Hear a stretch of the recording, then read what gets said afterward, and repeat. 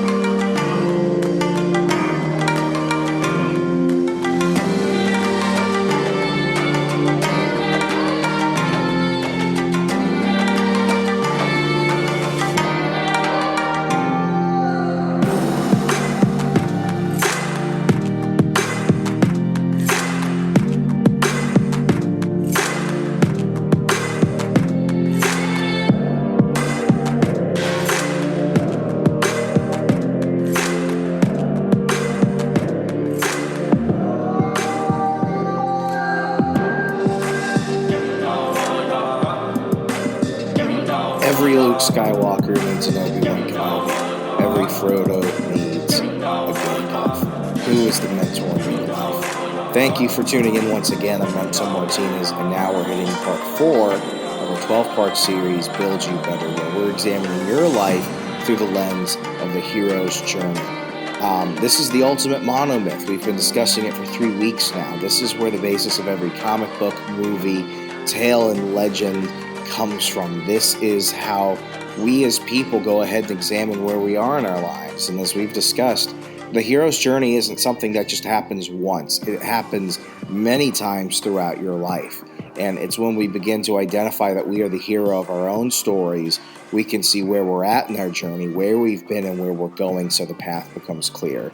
Every week so far, we've been covering a different part. Part 1 was the ordinary world. Part 2 was the call to adventure. Part 3 was the refusal of the call. And today we're discussing meeting with the mentor. And in case you want to go ahead and learn more, catch up, please catch those prior episodes. Subscribe to the Substack, remso.substack.com, so you get more information about this Build You Better series. And everything I'm pulling from Grand Valley State University, from their university library, where they have an entire section about the monomyth, the hero's journey. So moving on, we're on to part 4, meeting with the mentor. The hero encounters a wise figure who prepares him or her for the journey. This figure or item gives advice, guidance, or an item, some people call it the MacGuffin, but cannot go with the hero. What this basically means is this is a person who's going to give you the knowledge, he's going to give you the resources, he's going to give you, a sword or a book or something, a key piece of wisdom or knowledge that is going to help you on the journey, because this mentor can't go with you. This mentor can't fight your battles. Whether by accident or by fate, they come into your life and they're going to impart with you something that is going to strengthen you as you keep going on. Whether this is a personal trainer helping with you something physically, whether this is somebody helping you with a personal challenge in your life, or whether or not this is a spiritual mentor. Wherever your journey is taking you, somebody wiser, somebody who has gone through the steps themselves, identifies where you are at your journey and knows that this is where they have encountered you in order to help you get to that next step. Let's go ahead and use an example from The Sword and the Stone, one of my favorite Disney classics of all time. Meeting with the mentor here. Let's go ahead and give it a look. Through a seemingly chance encounter, quote, chance, Arthur, or Wart as he is called, stumbles upon the cottage of Merlin. Merlin is a wizard who then goes back home with Wart and becomes his tutor, teaching him the way to become a great man through a series of magical transformations that teach him about the animal kingdom. Great story about King Arthur, good for kids, but it's a good example. Another example of this is, Frodo. I mean, let's understand, Gandalf can't take the ring. Gandalf can't protect Frodo from everything. Gandalf can't fight all of his battles, but he can lay himself down, so that way Frodo has a fighting chance.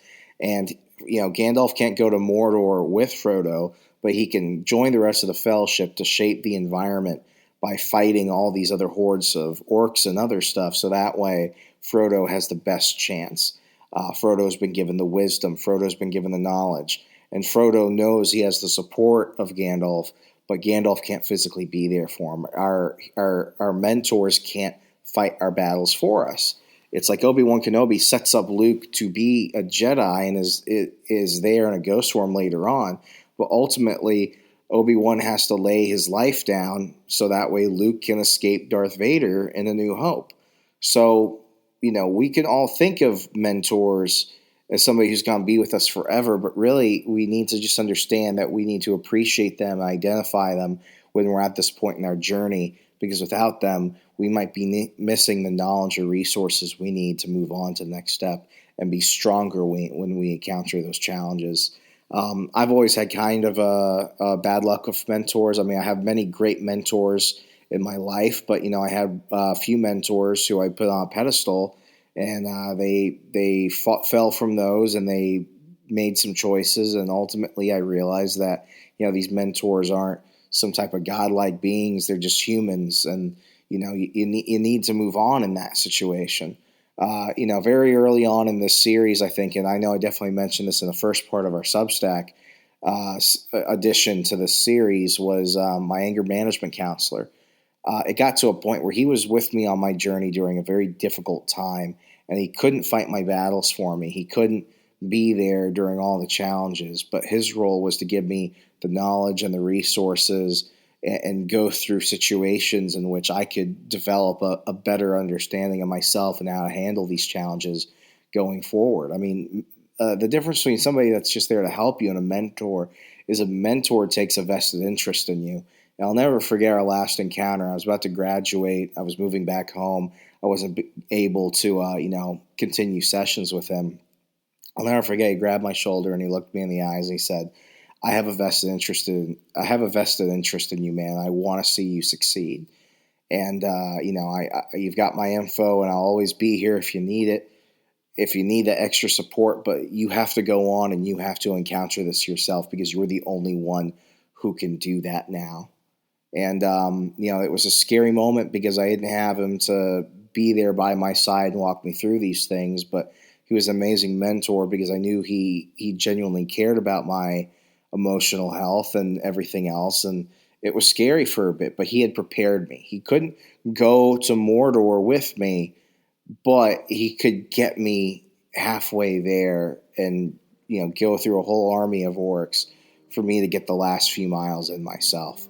And sometimes that's the best mentor, the one that sets you up for success, but because he knows he put the best time and effort into helping you, he doesn't have to worry about you succeeding. He knows that you are empowered enough to do it yourself.